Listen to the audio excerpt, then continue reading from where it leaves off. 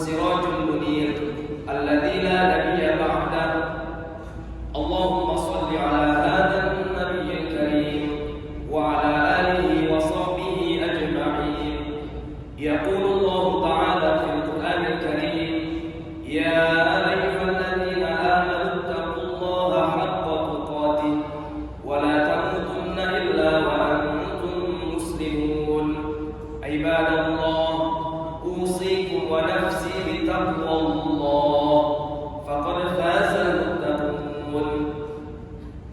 Hadirin jemaah salat Jumat yang dirahmati Allah, alhamdulillah kita berada di hari Jumat pertama bulan Syawal pasca Ramadan, yang mana puasa Ramadan kita tujuannya tidak lain hanya satu. Dalam surah Al-Baqarah ayat 183 Allah berfirman, la'allakum tattaqun, agar kalian bertakwa.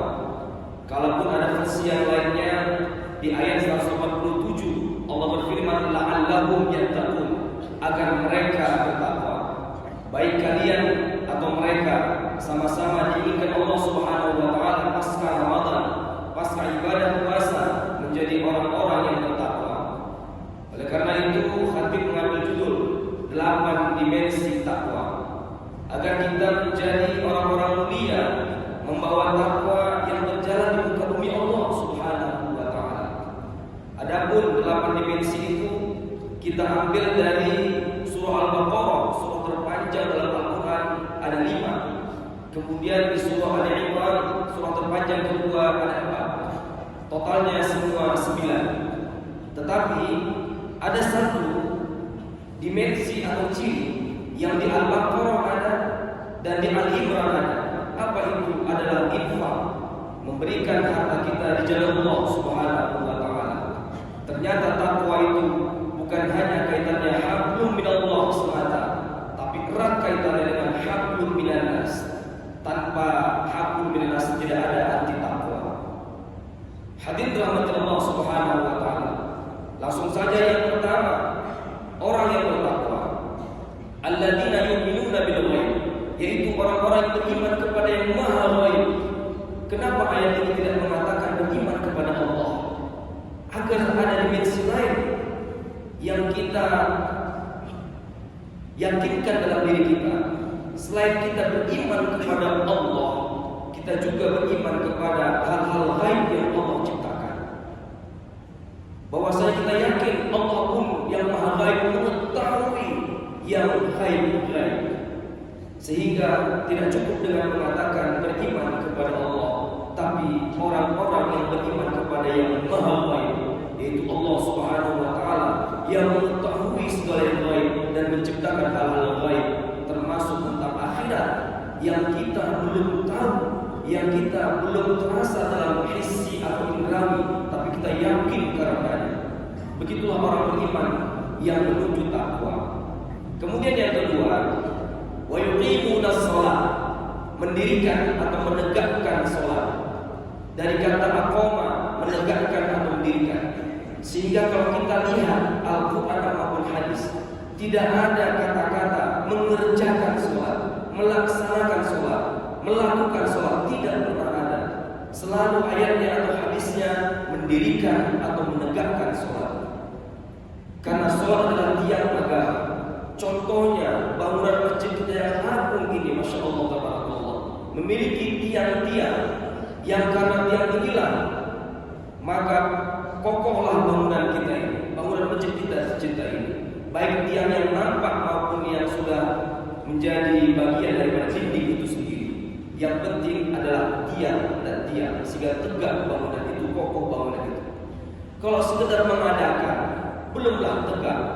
Kalau misalnya contoh, ada tiang yang cantik dari panggung, kita lempar panggungnya, hadirkan ke sini, bawa ke sini tiangnya, tapi belum berdiri, belum tegak, itu namanya masih mengadakan.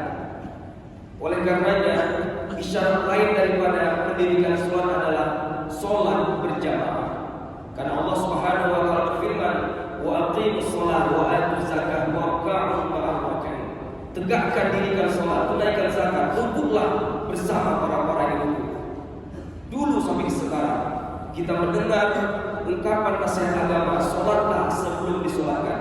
Tapi alhamdulillah, ustaz-ustaz mubalik-mubalik yang sekarang selalu mengucapkan sholatlah di belakang imam sebelum disolatkan di depan imam.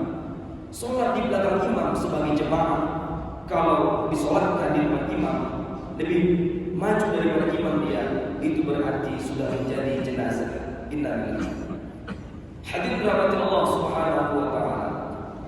Oleh karenanya di antara salah satu 27 derajat keutamaan sholat berjamaah adalah walaupun setidak khusyuk apapun kita dari Allahu Akbar sampai salam, tapi dalam catatan malaikat setiap pintu masjid kita terjaga ini, maka kita dianggap orang-orang yang khusyuk. Karena apa? Karena kita kesatuan yang utuh, yang pasti selalu ada insyaallah semakin banyak jemaahnya. Ketika takbir ada yang khusyuk, ketika al-fatihah ada yang khusyuk, ketika rukuk ada yang khusyuk, ketika i'tidal ada yang khusyuk, sehingga semua dianggap jemaah khusyuk dalam catatan malaikat Allah Subhanahu wa taala. Itulah kehebatan daripada 27 derajat sholat jemaah. Yang 26 lagi insyaallah kita akan buka kajian pada Jumat. Hadirin rahmati Allah Subhanahu wa taala.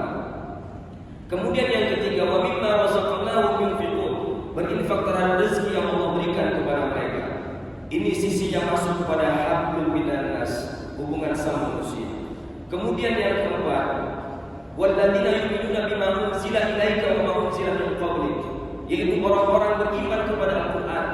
Apalagi Al-Qur'an diturunkan pada bulan Ramadan, maka dampak dari Ramadan itu kita selalu rindu dengan Al-Qur'an. Karena Al-Quran menjadi sahabat kita ketika melewati siratal mustaqim yang di bawahnya neraka jahanam, yang apinya warnanya hitam gelap, tak ada cahaya sedikit pun. Sementara Al-Quran nur, Al-Quran adalah cahaya, digandengi antara kita, dirangkul oleh kita, melewati titian siratal mustaqim. Salamun qaulan min rabbir rahim. Selamat, itulah langsung firman Allah yang Maha Penyayang. Udkhuluha bisalamin amin. Masuklah ke dalam surga dengan aman selamat sentosa, karena kita bersama Al-Quran. Jangan bersedih orang yang belum bisa baca tulisnya. Karena apa? Belum bisa baca tulis pun kita telah hafal beberapa surah pendek. Itu saja dirutinkan dibaca tiap hari, menjadi pegangan kita. Insya Allah akan selamat kita lahir batin dari hal yang nampak maupun yang tak nampak, baik itu yang gaib maupun yang nyata. Itulah hebatnya daripada Al-Quran. Kemudian yang kelima, wabil akhirati hum yuqinun. Mereka yakin, bukan hanya percaya tetapi yakin terhadap adanya hari akhirat, hari pembalasan. Ternyata hari pembalasan ini, apa yang kita buat di dunia, bukan hanya hubungan dengan Allah, juga hubungan sama manusia. Sudah 5 kita sebutkan ciri orang bertakwa.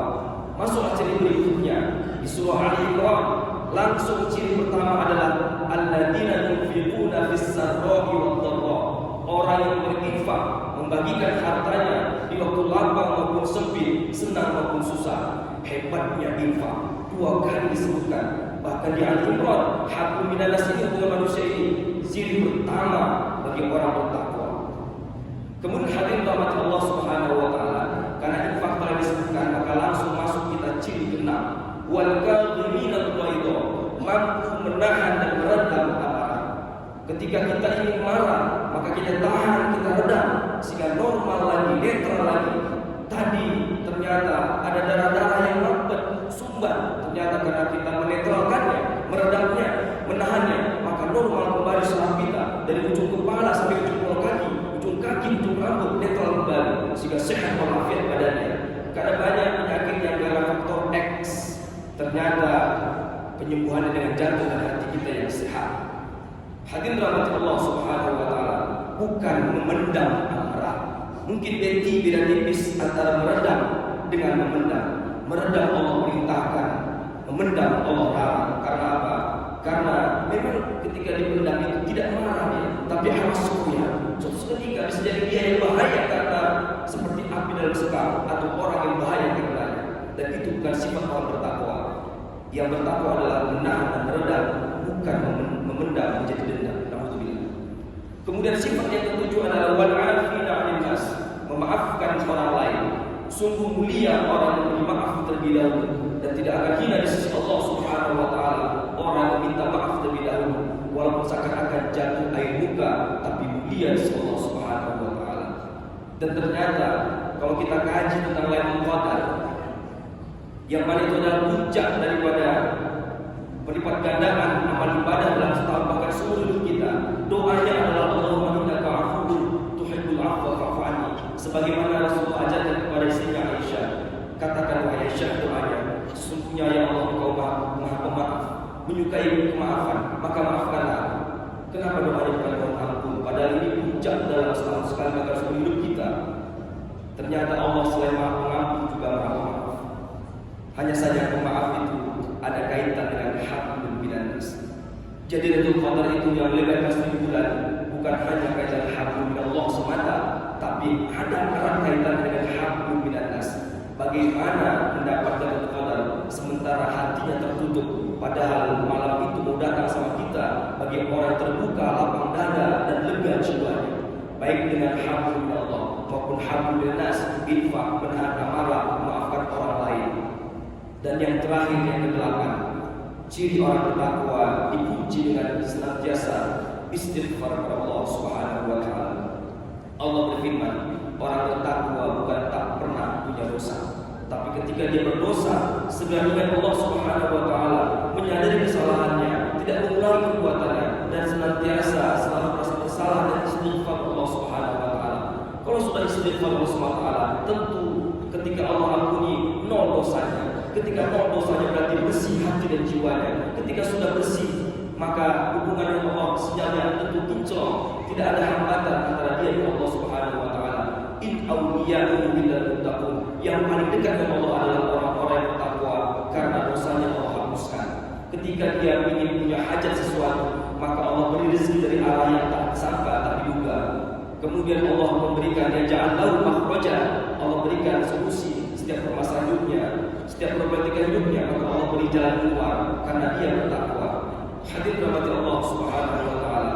Mudah-mudahan dari 8 dimensi bertakwa ini kita memiliki semuanya, atau paling tidak sebagian besarnya, atau sebagiannya, atau paling tidak kita mulai dari sebagian kecilnya, sehingga lengkaplah kita menjadi manusia yang Allah muliakan, manusia mulia yang bertakwa, yang berjalan menuju Allah Subhanahu wa taala dengan 8 dimensi sifat utama.